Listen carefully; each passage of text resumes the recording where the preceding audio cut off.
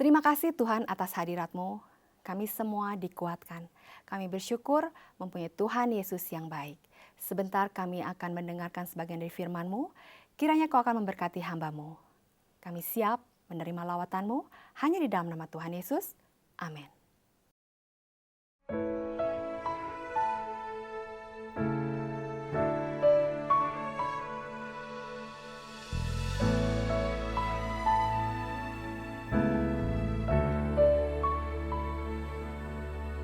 Tuhan adalah kekuatanku, bersama Dia ku tak akan goyah.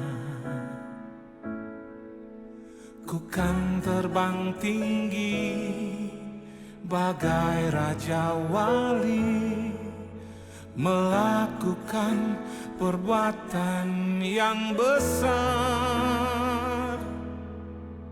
Tuhan adalah kekuatanku, bersama Dia ku tak akan goyah. Ku kan terbang tinggi bagai Raja Wali, melakukan perbuatan yang besar. Ku kan terbang tinggi bagai Raja Wali, dan melayang tinggi dalam kemuliaannya. Biar bumi bergoncang dan badai menerpa, ku kan terbang tinggi bersama Dia.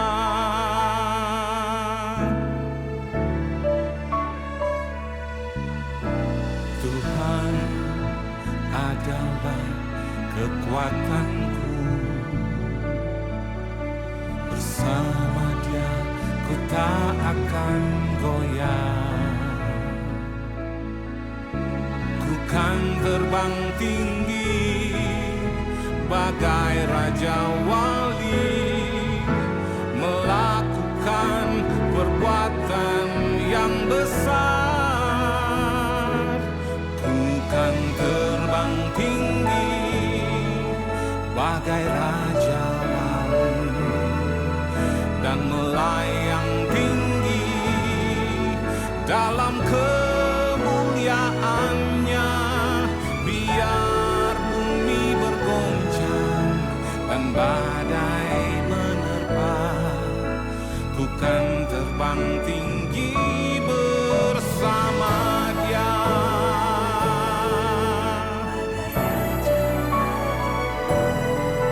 Dan melayang tinggi,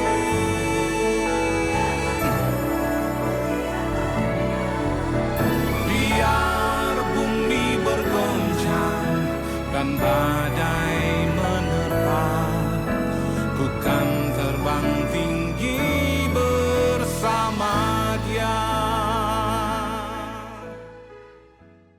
Shalom Bapak Ibu Saudara sekalian, Shalom. Berapa banyak di tempat ini yang siap memuji Tuhan, kita menyembah Tuhan. Kita boleh lambaikan tangannya, boleh kasih tepuk tangan sekali lagi buat Tuhan kita yang luar biasa. Mari sama-sama kita tundukkan kepala kita akan berdoa. Bapa, kami mengucap syukur dan berterima kasih Tuhan buat siang hari ini ya Tuhan. Kami berterima kasih kami boleh berada di tempat ini. Kami percaya Tuhan, ini semua hanya karena kebaikan-Mu, kemurahan-Mu buat setiap kami ya Tuhan. Siang hari ini ya Tuhan, kami rindu menyembah-Mu, meninggikan nama-Mu, memuliakan-Mu Yesus. Karena Kau Allah kami yang layak disembah, Allah kami yang layak dipuji ya Tuhan. Biarlah Tuhan pujian kami menyenangkan hati-Mu ya Tuhan. Kau disukakan oleh setiap persembahan kami. Terima kasih ya Tuhan, ajar kami untuk duduk berdiam di kaki-Mu ya Tuhan. Terus menanti-nantikan Engkau ya Tuhan. Karena kami percaya dalam tinggal tenang dan diam terletak kekuatan kami. Roh Kudus bekerja di tengah-tengah kami, melawat kami. Kami buka hati kami lebih lagi. Terima kasih Tuhan, di dalam nama Tuhan Yesus. Haleluya. Amin.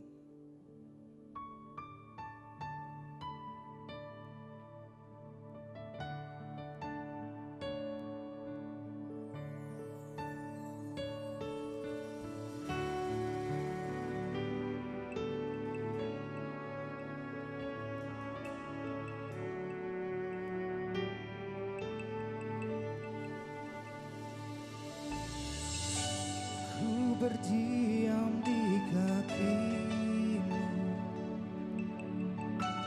masuki hadirat-Mu, kulihat kemuliaan-Mu, ku mencari wajah-Mu. Ku berdiam di kaki-Mu, masuki hadirat-Mu, kulihat kemuliaan-Mu, menerangi hidupku. Segala yang ku ingini, ku temukan di dalam-Mu, kasih-Mu, cinta-Mu tak pernah berhenti. Segala yang ku ingini, ku temukan di dalam-Mu, kasih-Mu, cinta-Mu tak pernah berhenti.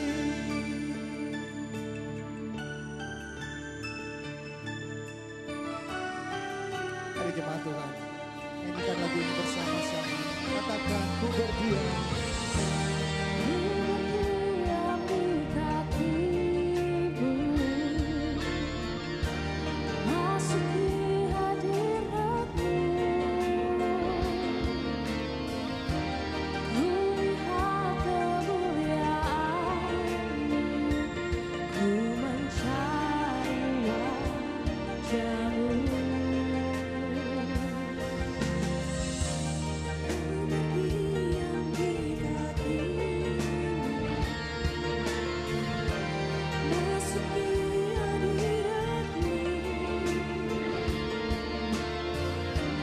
kulihat kemuliaan-Mu, menerangi hidupku.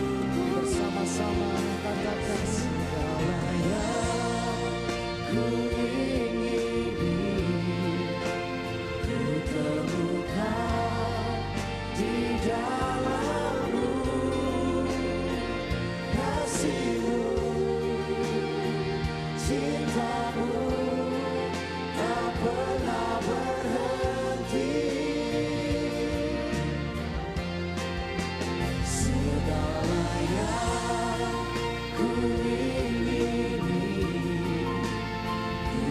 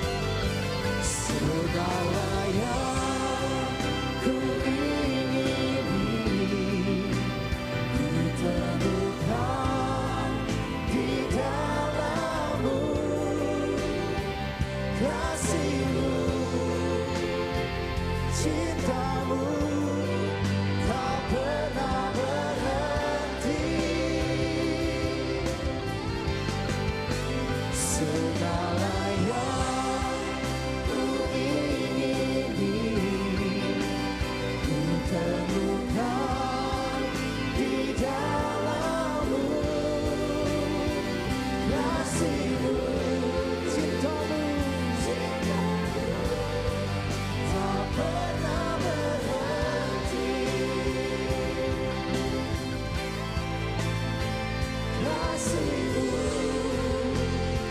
cinta-Mu tak pernah berhenti. Katakan kasih-Mu Tuhan, kasih-Mu, cinta-Mu tak pernah berhenti.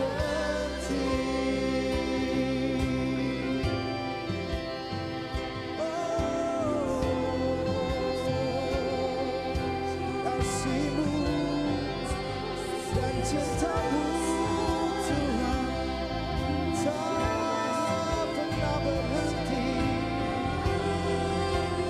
dalam hidup kami. Kami bersyukur,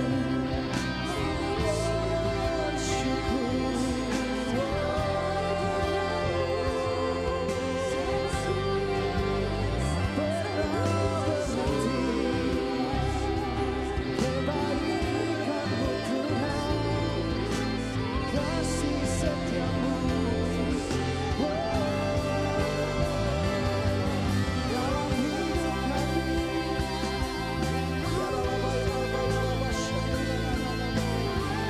Mari sembah diangkat suara-Mu, ucapkan syukur kita. Terima kasih Tuhan, terima kasih Tuhan.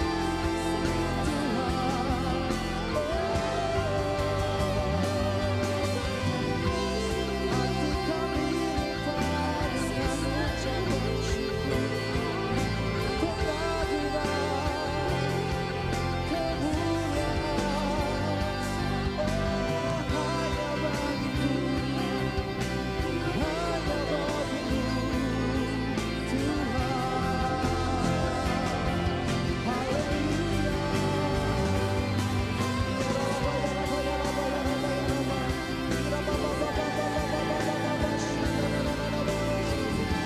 Hanya bagi-Mu, hanya bagi-Mu Tuhan. Haleluya. Terima kasih Tuhan. Haleluya.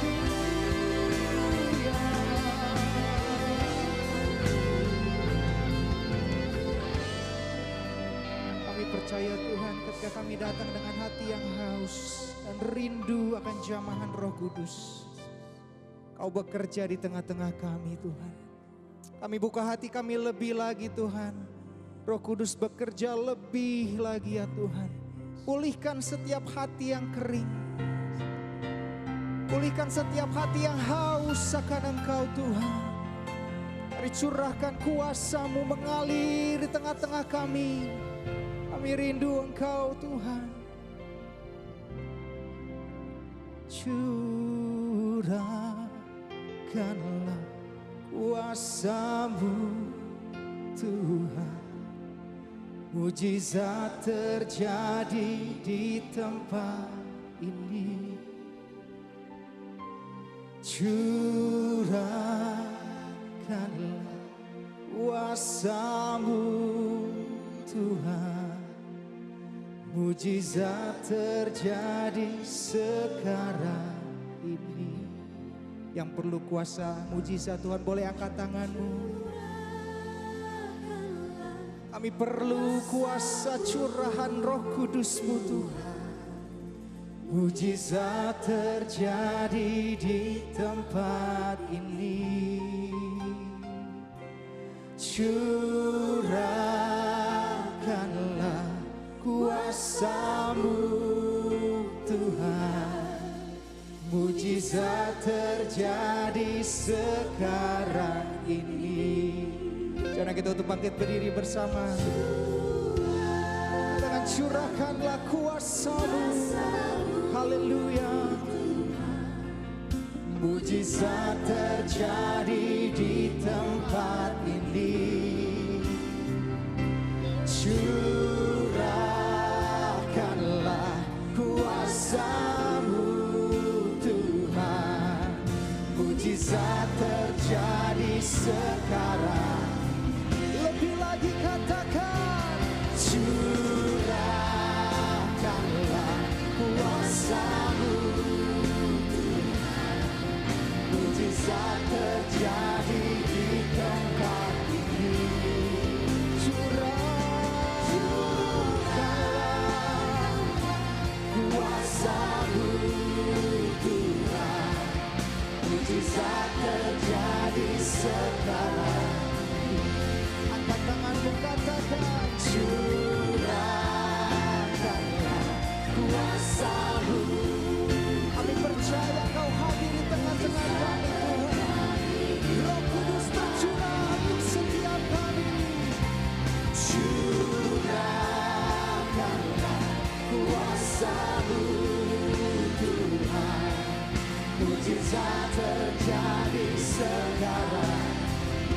saja menyembah Tuhan.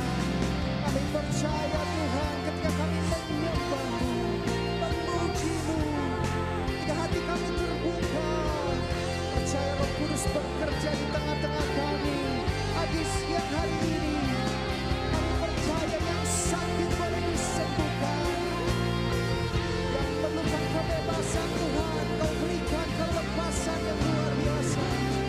Terima kasih Yesus.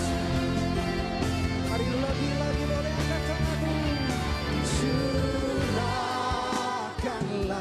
kuasa-Mu Tuhan, mujizat terjadi di tempat ini.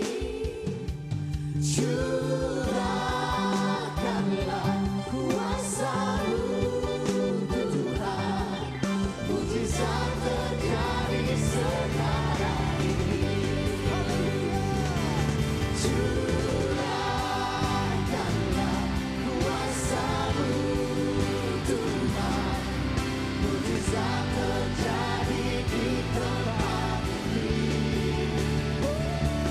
Curahkanlah kuasa-Mu Tuhan, mujizat terjadi sekarang ini. Mujizat terjadi sekarang ini. Mujizat terjadi sekarang ini. Berikan sorak-sorak yang terbaik, puji-pujian, haleluya, haleluya. Kami percaya Tuhan, mujizat Tuhan masih terjadi. Bahkan sekarang ini kami boleh rasakan ya Tuhan, lawatan-Mu mengalir lebih lagi ya Tuhan. Terima kasih, hanya di dalam nama Tuhan Yesus. Semua yang siap memuji Tuhan, kita lebih lagi katakan amin. Tepuk tangan sekali lagi buat Tuhan kita yang luar biasa. Haleluya. Yang percaya hari-hari ini Roh Kudus dicurahkan, boleh angkat tanganmu. Tepuk tangan bersama-sama. Haleluya.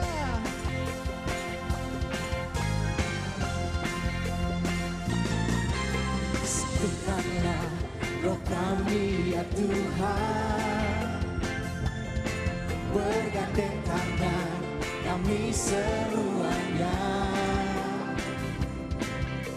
Dalam hadirat-Mu kami menyembah-Mu, curahkanlah Roh-Mu atas kami. Sekali lagi katakan, satukanlah roh kami ya Tuhan, bergandeng tangan kami semuanya. Dalam hadirat-Mu kami menyembah-Mu Tuhan. Haleluya. Curahkanlah Roh-Mu atas kami. Roh tercurah dari surga, bumi bersuka cita. Roh tercurah dari surga, bangsa-bangsa bersorak. Roh tercurah dari surga, gereja Tuhan dibangkitkan. Roh tercurah dari surga, gereja Tuhan dimenangkan. Semua bangsa-bangsa kan mengakui bahwa Yesus Tuhan. Haleluya. Satukanlah roh kami ya Tuhan, bergandeng tangan kami semuanya. Dalam hadirat-Mu kami menyembah-Mu, curahkanlah Roh-Mu atas kami. Katakan roh tercurah dari surga, bumi bersuka cita. Roh tercurah dari surga, bangsa-bangsa bersorak. Roh tercurah dari surga, gereja Tuhan dibangkitkan. Roh tercurah dari surga, bangsa Tuhan dibangkitkan.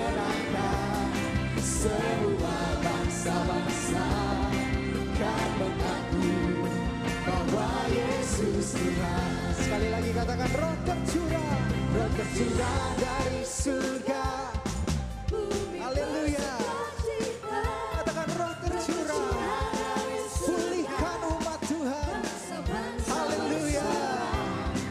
Roh tercurah dari surga, gereja Tuhan dibangkitkan. Roh tercurah dari surga, gereja Tuhan dimenangkan. Semua bangsa-bangsa kan mengaku bahwa Yesus Tuhan. Lebih lagi katakan roh tercurah dari surga, bersuka cita. Roh tercurah dari surga, bangsa-bangsa bersorak. Roh tercurah dari surga, gereja Tuhan dibangkitkan.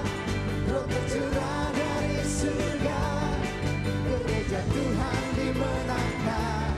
Semua bangsa-bangsa kan mengaku siapa?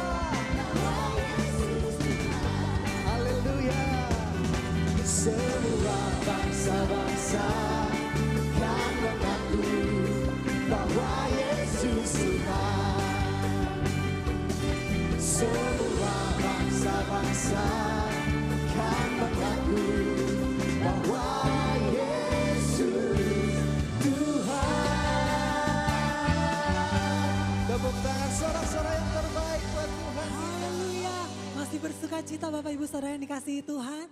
Saya mau melihat tangan-tangan yang bersuka cita. Haleluya. Sebab anggur baru dicurahkan di tengah-tengah kita. Haleluya.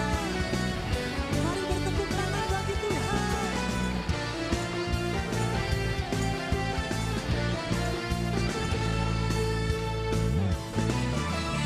Roh Kudus tercurah di tempat ini.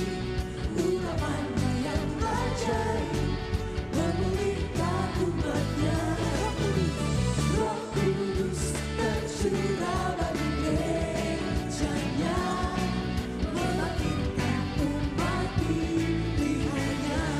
Katakan hari ini.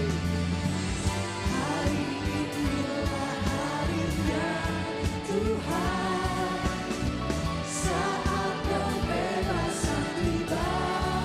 Belenggu dosa. Belenggu dosa tak dipatahkan. Yang percaya sama-sama Dia, hey, anggur baru tercurah, penuhi umatnya dengan sukacita.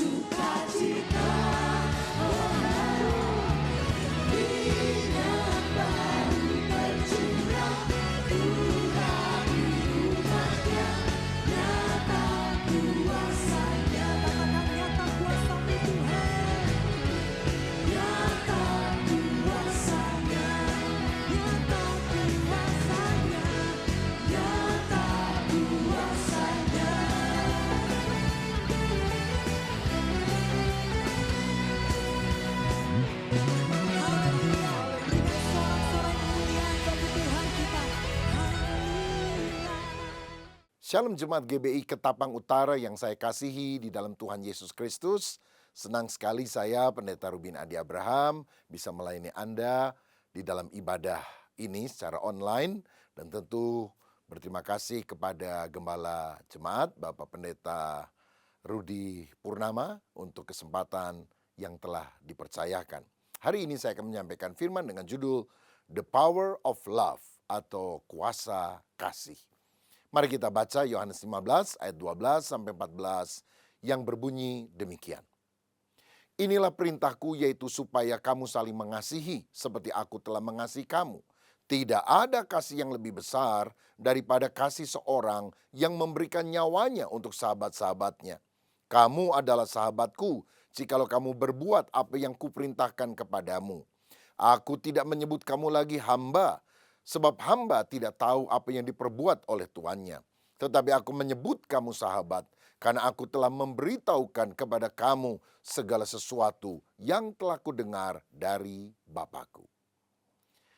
Bapak, Ibu, dan Saudara sekalian, saya pernah membaca kisah tentang sebuah panti asuhan yang ada di Amerika Latin, di mana mereka merawat 97 orang anak dari usia 3 bulan sampai 3 tahun. Tetapi karena keuangan mereka kurang baik, maka mereka hanya bisa mempekerjakan sedikit saja orang yang mengasuh anak-anak tersebut. Dan tugasnya adalah memandikan dan memberikan makan mereka. Tetapi mereka kekurangan waktu dan tenaga untuk mengajak anak bicara, bermain, dan kemudian melakukan berbagai aktivitas yang tentu disukai oleh anak kecil. Mereka kurang waktu untuk bisa mencurahkan kasih kepada anak-anak itu. Ternyata dalam 1 tahun 27 orang anak meninggal dunia. Tahun berikutnya sekian anak juga meninggal dunia. Sampai akhirnya di panti asuhan itu hanya tersisa 21 orang yang masih hidup. Hal ini terjadi bukan karena mereka kurang makan, bukan karena kurang gizi, tapi kurangnya sentuhan kasih yang mereka alami di dalam kehidupan. Nah, di dalam 1 Korintus pasal 13 ayat 13 dikatakan, demikianlah tinggal 3 hal ini, yaitu iman, harap, dan kasih. Dan yang terbesar di antaranya adalah kasih. Orang yang merasa dicintai itu akan mengalami semangat di dalam kehidupannya. Tapi orang walaupun cukup makan, kelihatannya ada uang, tapi kalau dia tidak merasa disayangi, dia merasa hidupnya hampa, tak berharga. Itu sebabnya kadang kita dengar ada artis Korea Selatan masih muda, kaya raya, mati bunuh diri. Karena ternyata kasih itu sangat powerful. Nah, betapa kita semuanya membutuhkan kasih di dalam kehidupan. Biasanya pada bulan Februari orang merayakan Hari Kasih Sayang, Valentine Day, ya, tanggal 14 Februari. Tetapi saya mau katakan, kasih sayang seharusnya tidak boleh hanya dilakukan hanya setahun sekali tentunya. Tapi setiap hari kita harus hidup di dalam kasih. Karena inti ajaran Alkitab itu bicara soal kasih. Yesus kan pernah ditanya, hukum yang terutama dari seluruh hukum Taurat itu apa? Dan Tuhan bilang, kasihlah Tuhan Allahmu dengan segenap hatimu dan kasihlah sesamamu manusia seperti engkau mengasihi dirimu sendiri. Jadi inti daripada seluruh Alkitab adalah mengasihi Tuhan, mengasihi sesama. Yang kalau diperas lagi dan tinggal muncul satu kata, kata itu adalah love, kasih. Dan siapa teladan kita yang utama untuk kita bisa hidup di dalam kasih? Tentu Yesus. Dia mengasihi umatnya, dia rela mati, saudara-saudara, untuk menebus dosa kita. Bahkan dia mengasihi musuh-musuhnya. Di kayu salib dia berkata, Bapa, ampunilah mereka karena mereka tidak tahu apa yang mereka perbuat. Oh, betapa besar kasih Yesus dan kita perlu belajar hidup di dalam kasih seperti itu. Karena itu hari ini dalam bahasan The Power of Love, kuasa kasih, kita perlu mempelajari bagaimana caranya kita bisa mengasihi seperti Tuhan Yesus. Ada 3 hal yang kita perlu perhatikan. Yang pertama, karena mengasihi, Yesus menjalin relasi. Saudara-saudara, ketika Yesus ada di dunia, dia memilih 12 orang murid untuk menjadi sahabatnya. Supaya mereka bisa saling mengasihi satu dengan yang lain. Dia berkata, kamu bukan lagi hamba, tapi sahabat. Dan aku memberitahukan rahasia-rahasia, hal-hal yang penting yang kamu harus mengerti dalam kehidupan. Saudara, Yesus selalu berada di dalam komunitas untuk bisa saling menyatakan kasih-Nya. Seringkali Yesus bahkan membawa 3 murid utama ke tempat-tempat tertentu. Misalnya ketika Yesus dimuliakan di atas gunung, ketika Yesus membangkitkan anak Yairus yang mati, bahkan ketika dia bergumul di taman di Getsemani menjelang penangkapan dan kematiannya, dia bawa Petrus, Yohanes, Yakobus. Karena Yesus ingin mendapatkan kekuatan juga dari yang lain. Menjalin relasi adalah sesuatu yang sangat penting. Bahkan Yesus sebagai manusia sejati, dia membutuhkan menjalin hubungan dengan orang lain. Saudara-saudara, bukan hanya dengan murid-muridnya, Yesus juga bergaul dengan banyak orang. Dia bicara kepada Sakius, seorang pemungut cukai, dan makan di rumah mereka. Lalu kemudian dia juga bicara kepada wanita Samaria tentang air kehidupan sampai akhirnya wanita ini bertobat. Saudara, salah satu gelar dari Yesus adalah sahabat orang berdosa. Karena dia tidak menolak orang-orang dan menganggap mereka adalah orang yang kotor dan najis. Yesus menerima mereka apa adanya. Walaupun tidak membiarkan mereka seadanya. Karena Yesus mengubah mereka menjadi manusia yang baru. Saudara, menjalin relasi sesuatu yang sangat penting. Persahabatan itu sesuatu yang perlu dan mulia. Sebab mengasihi dan dikasihi adalah kebahagiaan terbesar di dalam kehidupan. Orang akan merasa hidupnya hampa kalau dia tidak merasa ada orang yang mencintai dia. Tetapi walaupun dia hidup sederhana, cenderung gak punya uang lah. Tapi kalau dia merasa dihargai, dicintai, semangat hidupnya akan besar. Orang yang kesepian akan lebih pendek umur. Tapi orang yang banyak sahabat-sahabatnya, itu justru akan lebih panjang umur. Karenanya saudara ingat, 1 musuh terlalu banyak, 1000 teman terlalu sedikit. 1 musuh bisa membuat saudara makan tidak enak, tidur tidak nyenyak. Lagi makan tidak bisa tidur, lagi tidur tidak bisa makan. Ya memang benar. Nah tetapi kalau kita punya banyak teman, wah kemanapun kita pergi, ada sukacita dalam kehidupan ini. Jadi penting sekali untuk kita membangun hubungan yang sehat satu dengan yang lain. Orang yang sulit bergaul akan mengalami masalah dalam pernikahan dan dalam hubungannya dengan anak. Ada loh suami-suami saudara, waduh rasanya mengekang sekali istrinya. Istri khusus untuk kalangan sendiri. Lah istrinya ngomong sama tukang koran yang jualan koran atau majalah aja, dia curiga, ngapain tuh ngobrol-ngobrol sama dia? Loh saya kan cari koran mau baca. Atau istrinya tanya ini itu sama tukang sayur, curiga, kok lama bener kamu ngomong sama dia? Ketawa-ketawa lagi, waduh saudara kan repot kalau model begini. Bahkan kalau istrinya naik delman ditanya, tadi kudanya laki atau perempuan?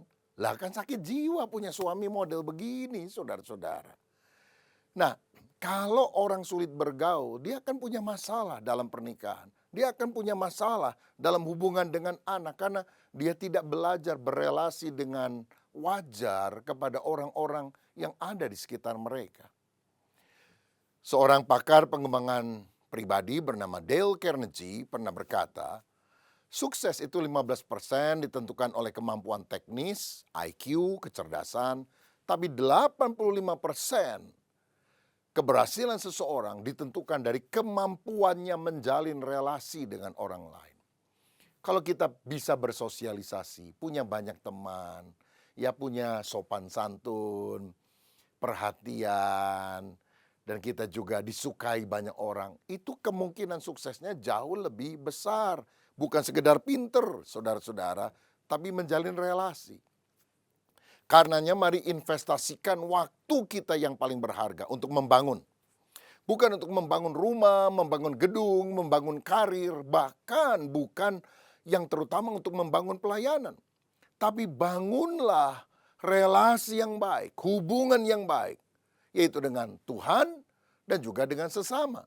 Ini prinsip salib, vertikal hubungan baik dengan Tuhan dan horizontal hubungan baik dengan sesama. Seperti hukum yang utama yang Yesus sudah katakan, kasihilah Tuhan Allahmu dan kasihilah sesamamu manusia seperti engkau mengasihi dirimu sendiri. Dan percayalah saudaraku, membangun hubungan itu bukan sesuatu yang membuang-buang waktu. Membangun hubungan adalah sesuatu yang memang diperlukan untuk mempererat relasi satu dengan yang lain. Saya teringat satu kali ada seorang politikus yang sangat sibuk. Dia punya anak yang masih kecil tapi bertumbuh menjadi remaja. Anaknya berkali-kali minta waktu dari papanya untuk bermain bersama. Tapi politikus ini bilang terlalu sibuk, nanti saja. Sampai akhirnya istrinya bilang, "Pap, turuti dong. Kamu kan punya anak, anakmu satu lagi. Masa kamu tidak bisa kasih waktu buat dia pada sama orang lain bisa?" Akhirnya bapak itu berjanji, "Oke, hari Senin ya kita akan pergi." Wah, anaknya seneng bener. Diajak kemana saudara? Diajak mancing di danau seharian. Anak dan bapaknya itu si politikus. Dan ketika mereka pulang sore harinya membawa beberapa ikan yang ditangkap. Keduanya masuk kamar masing-masing dan politikus itu menuliskan dalam diary-nya, "Hari ini saya mancing dengan anak. Satu hari yang produktif terbuang sia-sia untuk sesuatu yang kurang berharga." Bayangkan saudara sekalian, dia bisa nulis begitu karena dia pikir kalau dia ketemu sama temannya, dia pergi ke kantor, dia bisa melakukan ini itu, dia bisa mengerjakan banyak tugas begitu. Dan dia rasa membuang waktu. Sedangkan di kamar sebelahnya, anaknya menulis di diary-nya, "Hari ini saya bermain dengan papa, saya mancing di danau. Oh, ini hari yang sangat indah dalam kehidupan saya." Bapaknya tidak menghargai waktu untuk menjalin relasi. Anaknya sangat menghargai itu. Nah, bagaimana dengan Tuhan? Saudara tahu, ketika Tuhan menciptakan alam semesta ini, dia bekerja 6 hari. Tapi pada hari ke-7 dia beristirahat. Kalau saya baca dalam Kejadian 2 ayat 2-3 dikatakan ketika Allah pada hari ke-7 telah menyelesaikan pekerjaan yang dibuatnya itu, berhentilah ia pada hari ke-7 dari segala pekerjaan yang telah dibuatnya itu. Lalu Allah memberkati hari ke-7 itu dan menguduskannya karena pada hari itulah ia berhenti dari segala pekerjaan penciptaan yang telah dibuatnya. Allah berhenti bekerja bukan karena dia capek, saudara. Tetapi tujuannya dia berhenti bekerja adalah untuk menikmati kebersamaan dengan ciptaannya, bersekutu dengan apa yang sudah dia jadikan. Loh, kalau Allah terus kerja sampai 7 hari kan lebih produktif. Hidup ini bukan hanya sekedar ditandai oleh produktivitas, kelihatannya kuantitas pekerjaannya banyak. Tapi kita harus menerima dan mengalami apa yang disebut the quality of life. Kehidupan yang penuh dengan kualitas, di mana kita bisa bersekutu dengan orang-orang yang ada di sekitar kita, dengan keluarga kita, dengan istri, dengan anak, dengan teman-teman. Rileks, ngobrol, mungkin ngopi, tidak ada agenda tertentu. Dan itu yang membuat ikatan kasih makin erat satu dengan yang lain. Saudara, banyak bapak-bapak menghabiskan waktu untuk meeting, ya. Meeting selalu ada agendanya. Tetapi ingat, dengan anakmu, jangan ketemu itu untuk meeting, tapi dating, ya. Orang kalau dating pacaran, seorang kepada pacarnya, kan nggak ada 3 hal yang saya mau bicara kepada kamu. Ya, ada 4 poin yang kita akan bahas bersama dan diskusikan. Kan nggak begitu, saudara. Orang dating itu kan nggak ada agendanya, yang ngobrol ngalor ngidul lah istilahnya. Tapi justru terjalin relasi hubungan yang erat satu dengan yang lain. Dan ini adalah sesuatu yang kita bangun karena kasih. The power of love akan terjadi kalau kita membangun relasi. Ingatlah ini, kita harus selalu mengasihi orang dan menggunakan barang. Jangan kita mengasihi barang lalu menggunakan orang sehingga kita menjadi manusia yang manipulatif. Yesus mengasihi dan dia menjalin hubungan dengan orang lain. Kiranya kita juga bisa demikian. Yang kedua, Yesus mengasihi dan wujudnya apa? Dia menyatakan kasih dalam tindakan. Kasih itu bukan cuma perasaan, bukan hanya feeling. Love is a verb. Kasih itu kata kerja, saudara. Harus dinyatakan di dalam tindakan. Nah, tindakan apa yang kita harus lakukan ketika kita menyatakan kasih? Pertama, Yesus berbicara. Yesus mengungkapkan isi hatinya. Dia membuka diri. Dia bilang, kamu bukan hamba. Kamu adalah sahabatku. Aku mau ceritakan hal-hal yang berharga bagimu. Saudara-saudara, dia mengungkapkan perasaannya dalam kata-kata kasih. Sehingga murid-murid sadar. Bukan hanya berasumsi menebak-nebak. Yesus kok diem aja ya? Apa dia marah? Apa dia suka sama saya? Apa dia tidak suka? Dia bilang, kamu sahabat saya. Dan kita berkata, I am a friend of God. Aku temannya Tuhan. Wah, ini memberikan sukacita dan kekuatan di dalam diri orang yang mendengarnya tentunya. Jadi berbicara adalah cara kita untuk mengungkapkan kasih. Dalam keluarga ini sesuatu yang sangat penting. Saudara-saudara, keluarga yang harmonis harus dibangun dengan seringnya berkomunikasi satu dengan yang lain. Masalah muncul karena kadang-kadang kita tidak sadar kebutuhan komunikasi ini. Nah, ada survei menunjukkan kebutuhan komunikasi seorang istri adalah 60 menit setiap hari. Tetapi suaminya merasa cukuplah berkomunikasi dengan istri 15 menit saja setiap minggu. Nah, di sini masalah muncul, saudara. Karena sebetulnya kebutuhan komunikasi seorang wanita tentu lebih banyak daripada pria. Sebab sejak lahir, bayi perempuan itu menurut riset gerakan mulutnya lebih banyak dari bayi laki-laki. Nah, ada satu riset di Praha, di Ceko, bahwa seorang pendeta, kalau dia tidak sedang berkhotbah, rata-rata mengucapkan 3.420 kata setiap hari. Seorang prajurit di asrama mengucapkan 7.420 kata. Seorang pelajar mengucapkan 8.760 kata. Tapi saudara tahu seorang istri mengucapkan berapa kata setiap hari? 15.300 kata. Dan rekor dipegang oleh ibu mertua 19.800 kata. Rupanya makin tua makin cerewet. Dan istri sama ibu mertua kan sama-sama perempuan, saudara.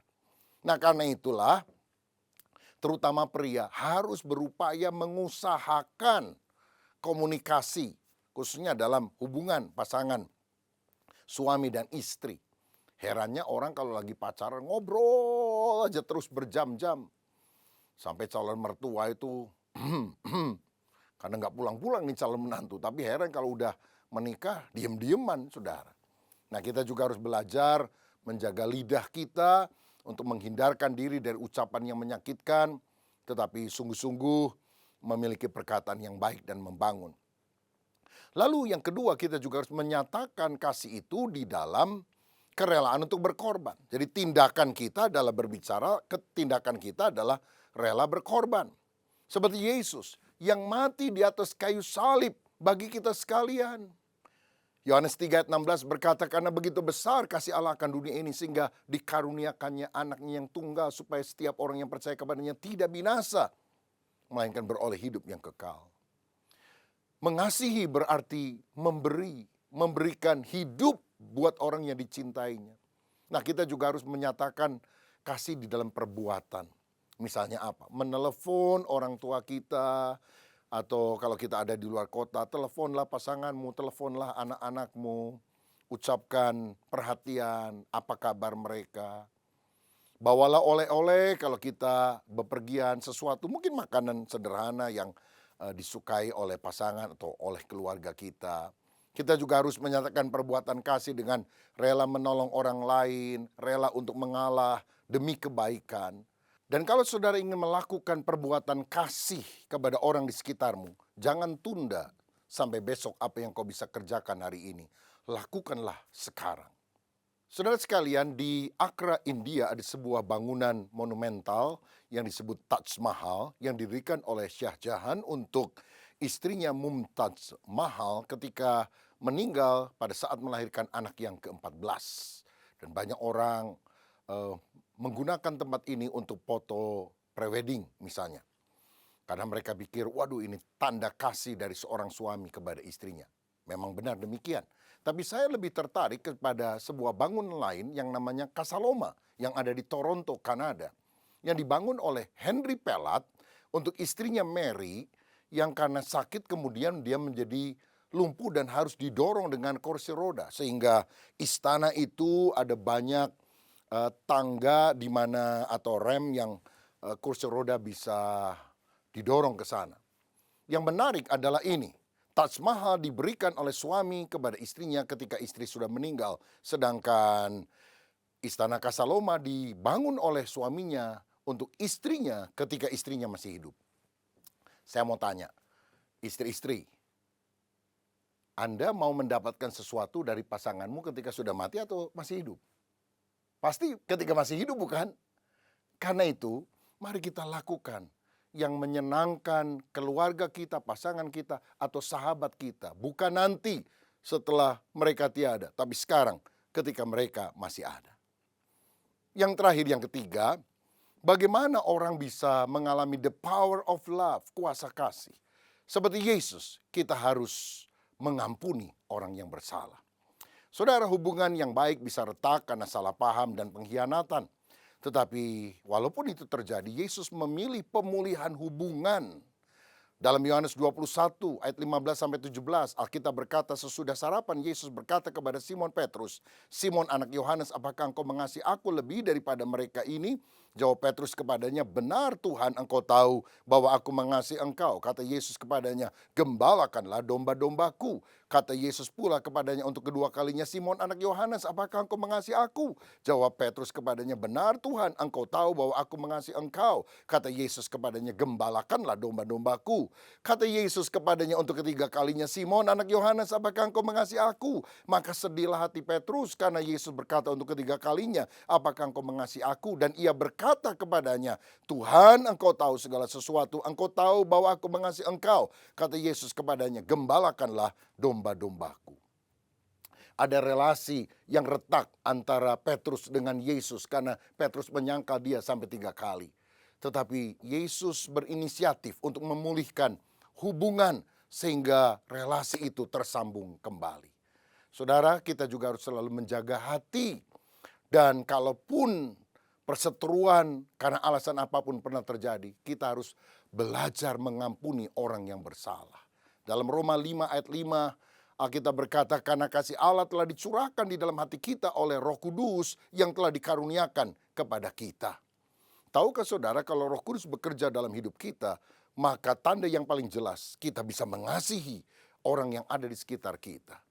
Yesus ketika dibaptis di Sungai Yordan, maka Roh Kudus turun ke atas dia seperti burung merpati. Dan tahukah saudara, burung merpati adalah binatang yang tidak punya empedu atau racun hati yang pahit. Itu sebabnya walaupun ada banyak perlakuan yang tidak enak buat Yesus, tetapi Yesus tidak hidup di dalam kepahitan, tapi dia mengampuni. Saudaraku, membenci itu tidak perlu dipelajari, hanya perlu dimunculkan. Tetapi kasih harus dipelajari. Kita harus belajar menguasai emosi. Kita harus belajar memberikan pengampunan. Saya pernah ke Polandia dan pergi ke Auschwitz di mana begitu banyak orang pada zaman Hitler pernah dibantai karena mereka dimasukkan di dalam kamp konsentrasi dari Hitler dan kemudian mereka dimatikan di kamar-kamar gas. Dan ini berawal dari kepahitan Hitler kepada lingkungannya pada masa remajanya. Dan akhirnya ketika dia punya kekuasaan, dia membantai orang-orang yang ada. Oh, betapa mengerikannya. Tapi lihat Yesus. Yesus belajar mengampuni bahkan orang yang menyalibkan dia. Saudara, mari nyatakan kasih-Mu di dalam pengampunan. Tahukah saudara, ketika kita mengampuni orang yang bersalah kepada kita, itu adalah hadiah terbesar yang kita bisa berikan kepada diri kita sendiri. Karena pada waktu kita mengampuni, yang mengalami damai sejahtera, kelepasan dalam hati bukan orang lain, tapi terutama diri kita. Dan itulah teladan Tuhan Yesus. Yohanes Paulus II pernah ditembak oleh seorang yang bernama Mehmet Aksa dari Turki, saudara. Dan Paulus hampir mati. Tetapi setelah dia pulih, maka satu kali dia pergi ke penjara di mana Mehmet itu ditahan. Mereka berdua berbicara. Dan setelah selesai tampaknya Paus memberkati atau mendoakan Mehmet ini. Dan ketika Paus pulang, Mehmet berkata, hal pertama yang aku akan lakukan ketika aku keluar dari penjara adalah saya mau ke Vatikan, saya mau minta dibaptis oleh Paus. Saya mau katakan bahwa kasih bisa mengalahkan kejahatan sebesar apapun. Seperti Yusuf yang dibenci oleh saudara-saudaranya. Tetapi ketika akhirnya Yusuf jadi raja muda di Mesir dan saudara-saudaranya datang ke Mesir untuk minta pertolongan karena kelaparan sedang terjadi. Dan waktu mereka tahu penguasa di Mesir adalah Yusuf, mereka ketakutan. Tapi Yusuf tidak membalas yang jahat dengan yang jahat. Dia membalas kejahatan dengan kebaikan. Saudara, itulah ajaran firman. Bahwa kita harus hidup di dalam kebaikan. Balas yang jahat bukan dengan yang jahat, tapi balas yang jahat dengan yang baik. Saudara tahu, dulu di Berlin itu ada tembok yang memisahkan antara Jerman Timur dan Jerman Barat. Dan seringkali orang-orang dari Jerman Timur itu melampaui tembok tersebut sampah kepada orang-orang di Jerman Barat. Tentu orang Jerman Barat yang tinggal di perbatasan jadi marah. Tapi ada seorang bilang, jangan balas lempar sampah. Karena mereka memberi apa yang mereka punya, yaitu sampah. Tapi kita bisa memberi apa yang kita bisa punya. Makanan, pakaian, selimut. Jadi setiap kali mereka lempar sampah, dibalasnya dengan lempar apa? Makanan, pakaian yang bersih, selimut. Sampai akhirnya tembok Berlinnya itu sekarang runtuh, saudara-saudara. Dan mereka rekonsiliasi menjadi satu Jerman. Inilah wujudnya kalau kita sungguh hidup di dalam kasih. Kuasa kasih itu akan mengalahkan kepahitan dan kebencian. Adakah di antara saudara yang hari ini mau hidup di dalam kasih sama seperti Tuhan Yesus? Mari kita belajar. Yang pertama, menjalin relasi satu dengan yang lain. Yang kedua, kita harus menyatakan kasih di dalam tindakan. Bicara kepada orang lain. Rela berkorban bagi orang lain. Dan yang ketiga, kita harus mengampuni, membalas kejahatan dengan kebaikan. Dan saya percaya kalau 3 hal ini kita lakukan, kasih Kristus itu bisa kita salurkan kepada orang lain. Kiranya Tuhan Yesus menjadikan kita alat kasih-Nya. Saudara yang mau hatimu dilanda oleh kasih Allah, dicabut itu segala kepahitan, kejengkelan, dendam, dan kau belajar mengasihi, mengampuni. Mari taruh tanganmu di dada, izinkan saya berdoa. Bapa Surgawi, terima kasih untuk kebenaran firman-Mu hari ini. Biarlah kami hidup di dalam kasih-Mu, karena ada kuasa, power di dalam kasih. Dan kalau kami mengasihi, sebetulnya kami meneladani Tuhan sendiri. God is love. Allah itu kasih. Dan biarlah kami menjadi anak Allah yang mempunyai sifat seperti Engkau. Bukan membenci, bukan iri, bukan dendam, tapi hidup di dalam kasih. Berkat-Mu atas kami, dalam nama Tuhan Yesus Kristus. Haleluya. Amin. Tuhan Yesus memberkati. Amin. Saudara yang dikasihi Tuhan, mari kita bersama-sama mengakhiri dan menutup ibadah kita ini di dalam doa. Bapa Surgawi, kami menaikkan syukur karena pertolongan Tuhan, urapan Tuhan, jamahan-Mu kepada setiap kami pribadi lepas pribadi. Sepanjang kami mengikuti ibadah ini, meteraikanlah seluruh berkat-Mu dalam hidup kami ya Tuhan. Dan kami percaya kami menjadi orang-orang yang melaksanakan kebenaran firman-Mu karena kuasa Roh Kudus-Mu yang bekerja. Sekarang kami memohon berkat Tuhan turun atas kami. Turunlah atas kami sekalian berkat yang berasal dari Allah Bapa Surgawi, kasih sayang dan karunia yang kekal dari Tuhan kami Yesus Kristus, persekutuan dan urapan baru dari Roh Kudus, mengalir atas setiap kami, membawa kemenangan, keberhasilan bagi setiap kami. Dan kami terima seluruh berkat-Mu itu hanya di dalam nama Tuhan Yesus Kristus. Semua kita yang percaya, semua kita yang diberkati, mari katakan, amin. Tuhan memberkati kita sekalian.